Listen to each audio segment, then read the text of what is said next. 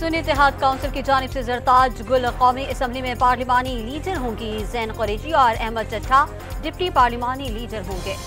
پلوشہ خان کے سینٹ اجلاس کی صدارت پر شبلی فراز نے اعتراض اٹھا دیا. چیئرمین سینٹ کو خط میں پلوشہ خان کی زیر صدارت سینٹ اجلاس روس کی خلاف ورزی قرار. 9 مئی کے منصوبہ سازوں کو منطقی انجام تک پہنچانے کے لیے پنجاب اسمبلی میں قرارداد. فوجی تنصیبات اور شہداء کی یادگار کی بے حرمتی کرنے والے رعایت کے مستحق نہیں. قرارداد کا متن. پنجاب میں ہتک عزت کا بل قانون بن گیا. پنجاب اسمبلی کے منظور شدہ ہتک عزت کے بل پر قائم مقام گورنر نے دستخط کر دیے. پنجاب اسمبلی سے منظور ہتک عزت کا قانون لاہور ہائی کورٹ میں چیلنج. صحافی جعفر احمد یار اور شہری راجہ ریاض نے درخواست دائر کی. وزیراعظم شہباز شریف کا چین کے تاریخی ورثے ٹیراکوٹا واریر میوزیم کا دورہ. چینی تاریخی ورثے کی خوبصورتی اور ہنر کو سراہا. تاریخی ورثے کے تحفظ و بحالی پر بریفنگ دی گئی. IMF کی شرائط کا شکنجہ بزرگ پینشنرز تک پہنچنے لگا. 1 لاکھ روپے یا اس سے زائد پینشن پر بھی انکم ٹیکس لگے گا. آئندہ بجٹ میں دی گئی چھوٹ ختم کرنے کی تجویز.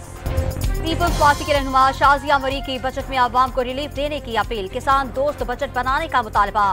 سندھ میں 20 گھنٹے لوڈ شیڈنگ کا دعویٰ. نارتھ کراچی میں سیکیورٹی گارڈ کے فائرنگ سے کچرا چننے والے نوجوان کے قتل کا مقدمہ درج. والد کی متعیت میں سر سید تھانے میں FIR کاٹی گئی. کراچی کے علاقے شیری جناح کالونی میں ویلڈنگ کے دوران آئل ٹینکر میں دھماکہ. 1 شخص جاں بحق اور 2 زخمی ہو گئے. لاش اور زخمی کو اسپتال منتقل کر دیا گیا. ساہیوال ٹیچنگ اسپتال کے چلڈرن وارڈ میں آگ لگ گئی. عملے نے جانوں پر کھیل کر 70 بچوں کو بچا لیا. وارڈ میں موجود تمام سامان جل کر راکھ ہو گیا. غزہ پر جاری اسرائیلی حملوں کو 8 ماہ مکمل. شہید فلسطینیوں کی تعداد 36,731 ہو گئی. اقوام متحدہ نے اسرائیلی فوج کو بلیک لسٹ میں شامل کر لیا. T20 ورلڈ کپ میں ایک اور اپ سیٹ. افغانستان نے نیوزی لینڈ کو 84 رن سے شکست دے دی. بنگلہ دیش نے سری لنکا کو ہرا دیا. اور لاہور کی شاہراہوں اور گلیوں میں قربانی کے جانور کی فروخت پر پابندی. جانور مختص 8 منڈیوں میں فروخت ہوں گے.